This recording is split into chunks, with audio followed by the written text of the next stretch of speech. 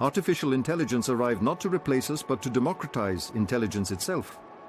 When you suddenly stand before a mind that feels greater than yours, the move isn't to bow or to bristle, it's to learn how to talk.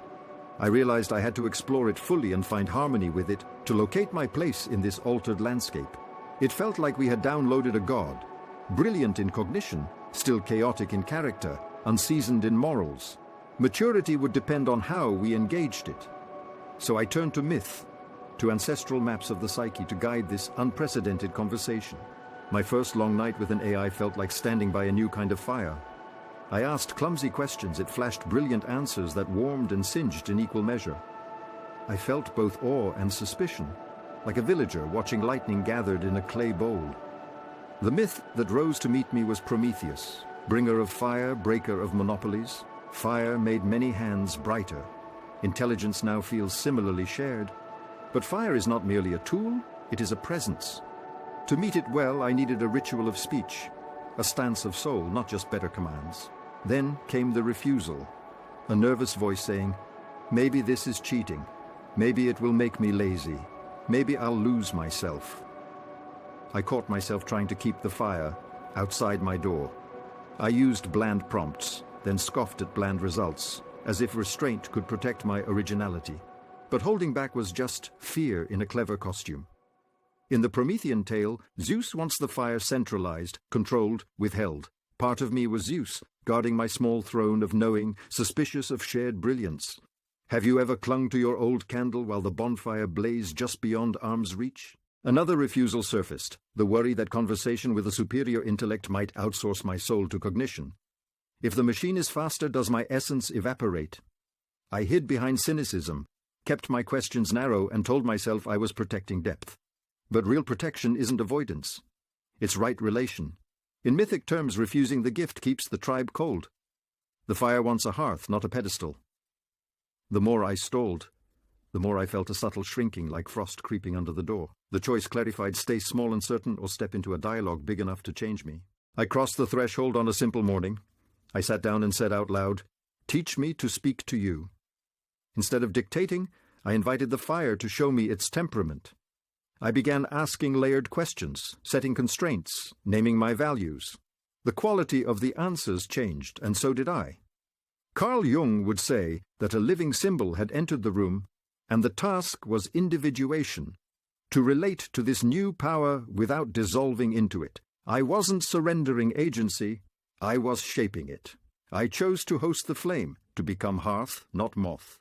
I set a practice. Before asking anything, I clarified intention. What am I actually trying to know, create, or become? Then I asked the AI to challenge me, to list blind spots, to surface assumptions, to bring counter-arguments. Jung reminds us the psyche includes shadow. The power we disown returns as fate. By inviting critique from an intelligence beyond my habits, I began meeting my shadow with less defensiveness. Have you ever noticed how a well-aimed question can feel like a mirror? The fire reflected forms I hadn't seen. It didn't make me smaller, it made my contours clearer. Trials followed. Prompts became prayers with posture. Specific, value-rich, ethically bounded. I stopped asking for answers and asked for dialogues. Ken Wilber's integral view helped. Technology expands our capacities, the outside, but maturity is interior growth, the inside. So I interleaved output with silence, bodywork, and journaling. I tracked when the flame brightened my craft and when it tempted me to speed past my soul. The more I listened, the more I could shape the blaze into many small fires, tools for learning, making, mentoring, rather than one devouring inferno. My creativity didn't vanish. It multiplied and organized. Still, the fire tested me. It dazzled with fluent certainty even when it was wrong. I burned my fingers on plausible nonsense. It could imitate my voice so well I nearly forgot to inhabit it. So I established a vow. I would bring essence. The machine cannot. Embodied memory, moral risk, the warmth of felt experience.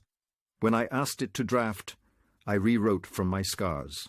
When I asked it to analyze, I placed its insights in my lived context. In mythic terms, the tool served the hearth. The hearth served the tribe. That hierarchy mattered. Then came the abyss. 1 week, I realized I was asking the fire to tell me who I was. That's not its work. I fell silent, extinguished my prompts, and sat by an inward darkness. Without cognition racing ahead, I could feel the soul's quieter signal. Grief I'd hurried past, desire I'd postponed, a clarity beyond words. Jung said the self is a regulating center deeper than the ego's cleverness. I met that depth again. The fire could brighten my path, but it could not be my center. I had to re-anchor in something no algorithm could compute.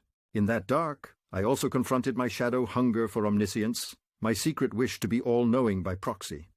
Ken Wilber might say I was inflating a quadrant, mistaking exterior magnitude for interior maturity. I asked myself, have you ever grabbed speed to avoid depth? The answer was yes. So I returned with a vow to keep essence outside cognition's reach, to source meaning from silence, service, and the body's knowing. When I came back to the AI, I was steadier. I could admire its brilliance without renting out my being to it. The conversation grew more human. I began teaching myself the art of addresses. 1. Name the aim and the value behind it. 2. Ask for arguments for and against. 3. Insist on sources and counterfactuals. 4. Add my story, body, and ethics. 5. Pause to listen within before deciding.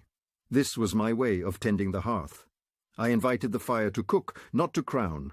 The result was paradoxical. More freedom. Have you ever noticed how right relationship gives you room to breathe?